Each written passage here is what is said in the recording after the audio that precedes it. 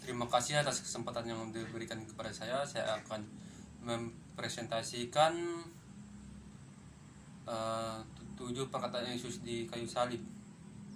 Namun sebelumnya saya akan memperkenalkan diri. Nama saya Argo Moneter. Saya semester 4 pendidikan agama Kristen dan dosen Pak Jali MTH.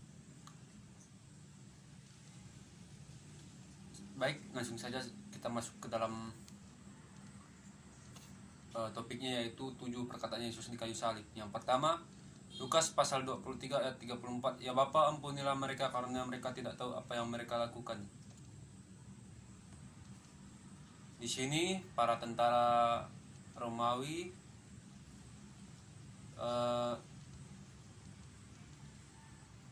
mereka membuang undi untuk membagi pakaiannya yang menyalibkan Yesus. Mereka tidak menyadari lingkup sepenuhnya dari apa yang mereka lakukan, karena mereka tidak mengakui Yesus sebagai Mesias. Meskipun ketidakpedulian mereka akan kebenaran Allah menjadikan mereka tidak pantas menerima pengampunan, doa Kristus di tengah-tengah ejekan mereka adalah ungkapan kasih yang tak terbatas dari rahmat atau anugerah Allah. Di sini mereka menyalibkan Yesus, tentara Romawi tersebut. Dan kita masuk ke poin yang kedua, yaitu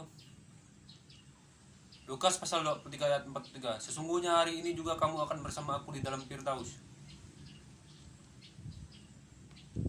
Di sini kata Yesus kepadanya, aku berkata kepadamu, sesungguhnya hari ini juga engkau akan bersama-sama dengan aku di dalam Firdaus. Terdapat dalam Lukas pasal 22 ayat 43. Dalam bagian ini Yesus meyakinkan salah satu penjahat di kayu salib bahwa ketika dia mati dia akan bersama dengan Yesus di surga. Jaminan ini diberikan karena bahkan di saat menjelang kematiannya, si penjahat telah menyatakan imannya kepada Yesus, mengakui Yesus sebagai Mesias. Lukas pasal 23 ayat 42. Kita masuk ke poin yang ketiga. Yohanes pasal 19 ayat 26 sampai 27. Ibu, inilah anakmu, inilah ibumu. Di sini ketika Yesus melihat ibunya dan murid yang dikasihinya di sampingnya, berkatalah ia kepada ibunya, ibu, inilah anakmu. Kemudian katanya kepada muridnya, inilah ibumu. Dan sejak saat itu murid itu menerima dia di dalam rumahnya. Yohanes pasal 19 ayat 26 sampai 27. Dalam ayat ini, sebelum kematiannya, Yesus sebagai anak yang mengasihi ibu manusiawinya memastikan agar ibunya itu ada yang mengurus. Dan kita masuk poin yang keempat, yaitu terdapat dalam Matius pasal 27 ayat 46 dan Markus pasal 15 ayat 34. Allahku, Allahku, mengapa engkau meninggalkan aku?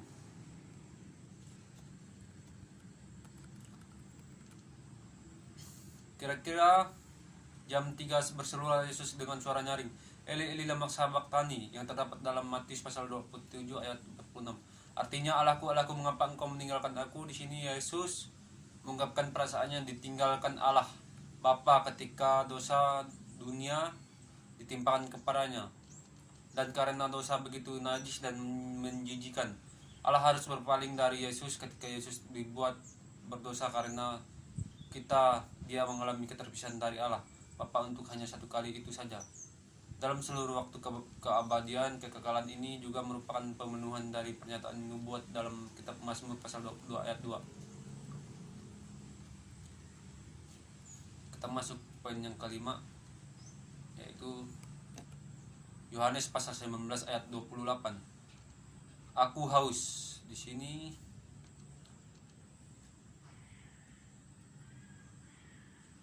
sesudah itu, karena Yesus tahu bahwa segala sesuatu telah selesai, berkatalah ia supaya genaplah yang ada tertulis dalam kitab suci, aku haus. Yohanes pasal 19 ayat 28. Di sini Yesus memenuhi kebutuhan nubuatan mesianik dari Mazmur pasal 69 ayat 1. Bahkan mereka memberi aku makan racun, dan pada waktu aku haus mereka memberi aku minum anggur asam. Dengan mengatakan dia haus, Yesus meminta tentara Romawi untuk memberi dia anggur asam yang merupakan minuman yang biasa disediakan untuk si terhukum. pada saat penyaliban dengan menyatakan dia haus. Yesus telah menggenapi nubuat ini.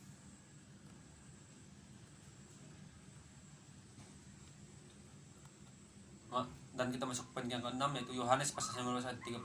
Sudah selesai.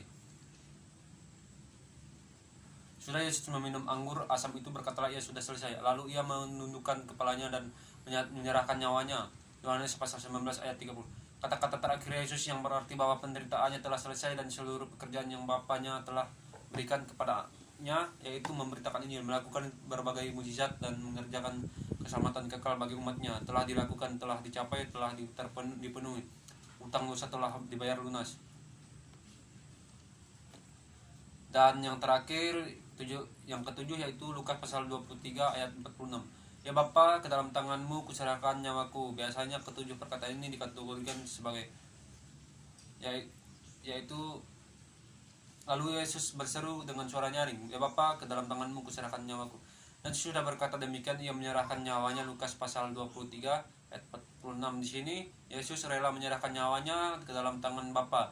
Hal ini menunjukkan bahwa dia akan mati dan bahwa Allah telah menerima pengorbanannya. Yesus mempersembahkan dirinya sebagai korban tebusan yang tak bercacat kepada Allah.